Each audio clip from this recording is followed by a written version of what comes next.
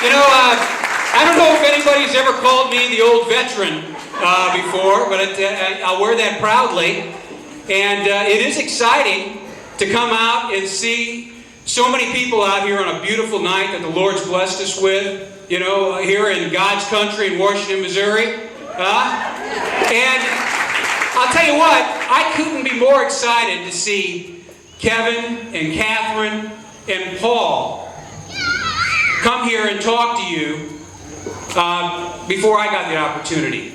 Because if I am the veteran in the group, it's exciting to know that we've got patriots and we've got constitutionalists and we have people that love their country, love their state, love their neighbor enough to get involved in this process. And that's what we need. We need everyone to get out there on behalf of their nation, on behalf of their state, on behalf of their neighbor. Because we can't do it by ourselves. And I'm going to talk a little bit about that. What's going on in the Missouri legislature. Now, I prepared some notes. My veteran eyes are getting a little old and dim, and my light's not too good here. And Paul used most of my quotes from the Founding Fathers, so you've already heard them. So for me to read them again wouldn't do you much good. But I do want to take just a moment and see if I can read you something out of our Missouri Constitution. All right, I don't go anywhere without my Constitution. If you come down on the Senate floor, you'll see one of these on my desk on the Senate floor. If you come into my office in the Capitol, you'll see one on my desk in the Capitol. They'll be dog-eared, they'll be highlighted, yellow highlighter. That's the only highlighter color I use. But I've got some marching orders here for your state reps and state senators, and I'm going to share them with you. Now, again, I hope I can get it without squeaking. I'll get a little further up here. This is right in our Missouri Constitution, Article 1, Section 2.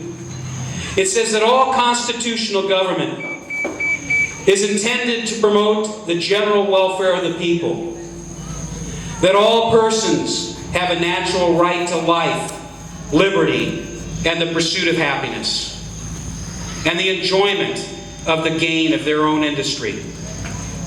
That to give security to these things is the principal office of government, and that when government does not confer that security, it fails in its chief design. That's my job description on your behalf. That's the marching orders for each and every person that we elect to go to the Capitol in Jefferson City on our behalf. Now, we heard some good news tonight that some good things are happening at our Capitol. But we can't let down. We can't let our guard down. I've got to tell you, as a conservative Republican, that I'm fighting battles on every flank with people that I thought were my friends. And that we have to ensure, we have to be vigilant. Folks, we get the government we deserve. That's right. All right? It's our responsibility. And I don't care what letter is behind a politician's name, you better check out their credentials.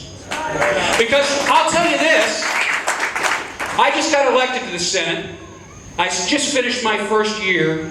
I've got 3 years to go in my first term, and if I'm so blessed and the people in the first senatorial want to send me back, I'll serve my 8 years there. But I need your help. I don't need to fight people with an R behind their name that aren't conservatives and aren't constitutionalists. I need to have people that are going to work for you. Because I know you don't work for me, I work for you. Right? It's your government. It's not my government.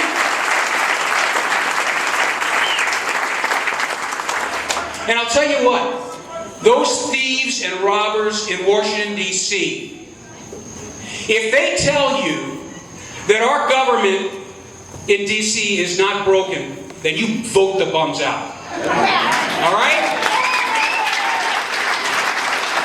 If they don't admit that having $1 trillion budget deficit isn't broken. A $14 trillion national debt isn't broken. And $55 trillion of unfunded liability in Social Security and the Medicaid program, because those robbers have been stealing us blind for 30 years and spending that money in the general budget.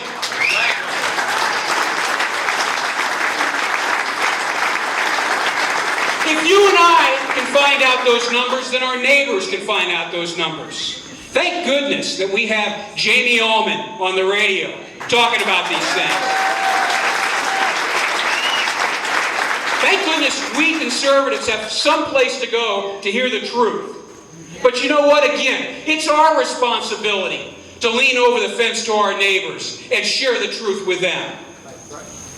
To lean up after the pastor's done on Sunday morning, wait until he's done with his sermon, and maybe share something with a brother or sister over the pew.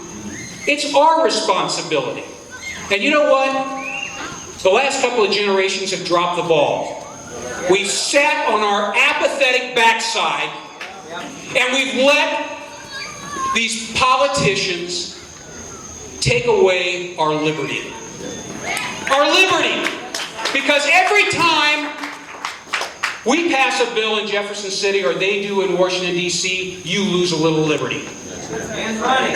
And money. When John Ashcroft left office in the early 90s, Missouri had 8 statute books about 1.5 inches thick. Today we have 20 statute books. What are we doing? Why do we have to have so many laws? Brian Nieves, who's going to talk next, is a dear friend of mine, and he's a patriot. He's hardcore. He doesn't take any prisoners. He believes in you. He believes in this nation. He believes in our Constitution. And Brian and I are going to introduce legislation simultaneously in the House and Senate this next session, which asserts our state's sovereignty and our 10th Amendment rights to our delegation in Washington, D.C.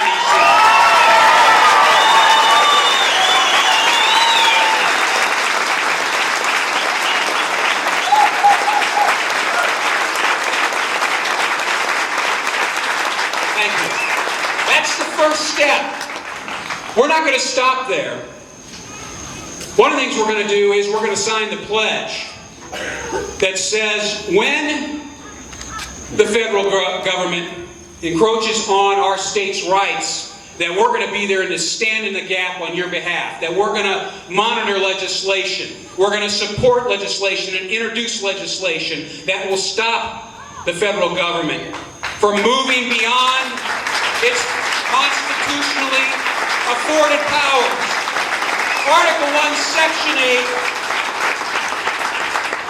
we have the powers that were afforded to the federal government.